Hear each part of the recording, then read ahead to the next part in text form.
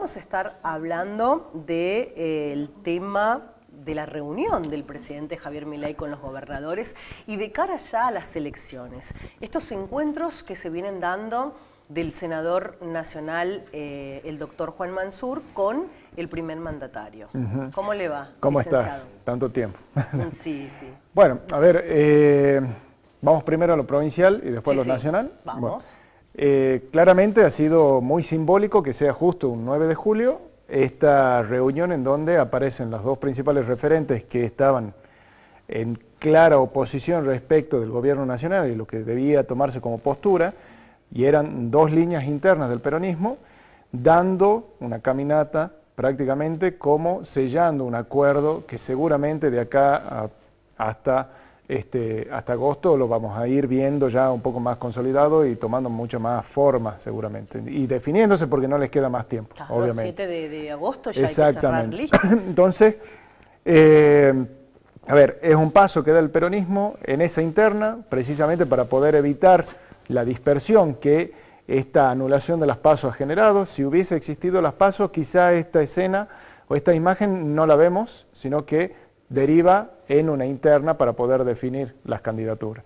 Al no darse eso, esta instancia era muy esperada dentro de la fila del justicialismo, más que nada por lo que es el riesgo precisamente de las elecciones en medio término, y observando cómo la Libertad Avanza se va posicionando como una alternativa política que ha, digamos, ocupado el espacio en donde Juntos por el Cambio en su momento solía obtener los votos. Hoy, al quedar totalmente disuelto Juntos por el Cambio, la alternativa electoral genera un antagonismo y se va a la oposición inevitablemente hacia la Libertad Avanza. Existe, obviamente, una tercera opción que sería Roberto Sánchez, pero está un poco desdibujada. Roberto Sánchez tendría que hacer una elección similar a la que hizo Mariano Campero, en donde saca prácticamente unos 80.000 votos y logra ganar la banca de diputados para poder conservar la que él tiene actualmente. Sí, a ver, va a tener que cerrar los acuerdos. Ya se ve que los dirigentes de Yerba Buena están acompañando la candidatura de Roberto Sánchez. No lo dijo Mariano Campero, que es el principal referente ahí. Sí lo dijeron, por ejemplo, Fernando de la Orden ha manifestado esa posibilidad de acompañamiento. Hay que ver, obviamente, que se termine cerrando y concretando eso.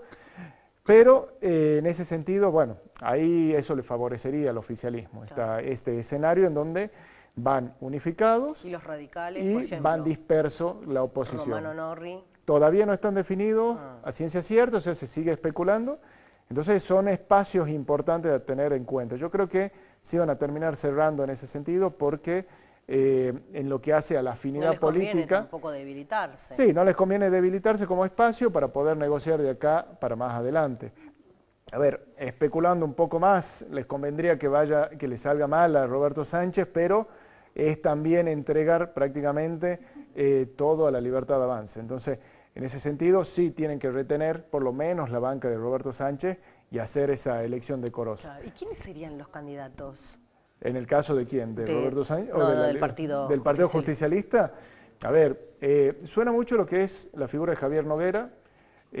También es un poco resistido del lado de el gobernador Jaldo, o sea, no de él, sino más que nada del entorno del gobernador, por las actitudes que tuvieron durante la interna, que muchas veces hay que medir las palabras para poder volver después de lo que uno dice, y fueron ya prácticamente a veces agresiones hasta personales incluso. Entonces, esa es la principal dificultad. Sin embargo, hay que esperar, pero seguramente puede estar en torno a la figura de él, porque fue quien apareció. ¿Qué bancas se renuevan, licenciado? Se renueva la banca, o sea, son 4 bancas. 4 bancas. Tenés la de Roberto Sánchez, sí, la de Paulo Modeo, que ella había ido con alianza precisamente con Mariano Campero en su momento, y tenés del justicialismo la de Agustín Fernández y Elia Fernández Mansilla. Bien. Entonces, el peronismo tradicionalmente siempre ha mantenido un promedio de 400.000 votos históricos en las elecciones de medio término. Hoy vos tenés un escenario de un aumento de lo que sería el ausentismo, Y eso es un riesgo principalmente para el peronismo y las fuerzas tradicionales. ¿Por qué? Porque la Libertad Avanza tiene un núcleo duro de 30% prácticamente, que es lo que hemos visto a nivel nacional. Ese núcleo duro va a votar lo mismo, se moviliza solo. En cambio, está desmotivado a aquellos sectores que votaban tradicionalmente ya sea el peronismo y mayormente a aquellos sectores como Juntos por el Cambio, que era el PRO y demás, que han acompañado la candidatura de Patricia Bullrich y después acompañaron a Javier Milei en el balotaje. Esos son los principales sectores que hoy se están desmovilizando, llamemos, para ir a votar, o no tienen motivación para ir a votar. Entonces, en términos generales, cuando vos tenés baja participación, un núcleo duro que asiste, obviamente que en el reparto proporcional tiene una mayoría la Libertad Avanza, o tiene mayor cantidad proporcional la Libertad Avanza. El peronismo, sea cual sea la cantidad de participación que llegue a tener, necesita mantener esos 400.000 para poder asegurarse y evitar también esta quizás dispersión o que la Libertad Avanza termine siendo mejor elección de la que podría llegar a ser. Otro dato, históricamente Tucumán siempre ha tenido más de 80% de participación electoral en las elecciones de medio término y las elecciones generales.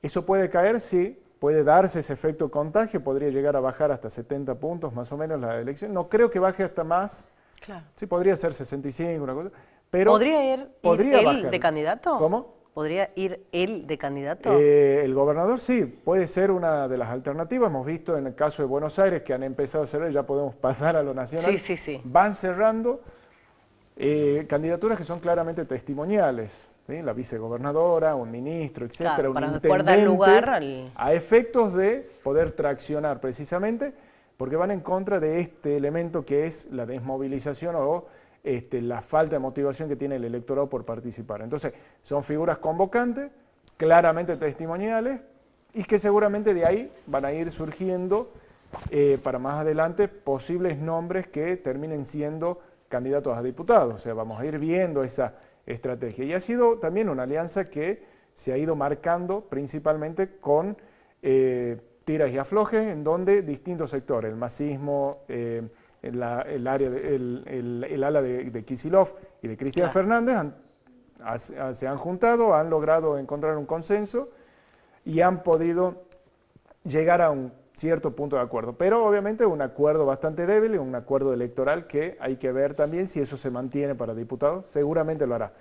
De acuerdo, esto hay que verlo, de acuerdo a los resultados que obtengan los candidatos en cada sección electoral, en el caso de la provincia de Buenos Aires, porque estamos eligiendo en este momento, serían candidatos a legisladores provinciales. Pero es la provincia que más electores tiene, por eso es la importancia que tiene. Una buena elección de la Libertad Avanza puede hacer tambalear cualquier candidatura del gobernador actual de la provincia de Buenos Aires. Entonces eso hay que tenerlo en cuenta también. Más con el corte de luz y todo eso. Totalmente, son esas Esperemos cosas que acá no pase. Fortuitas que ocurren. Claro.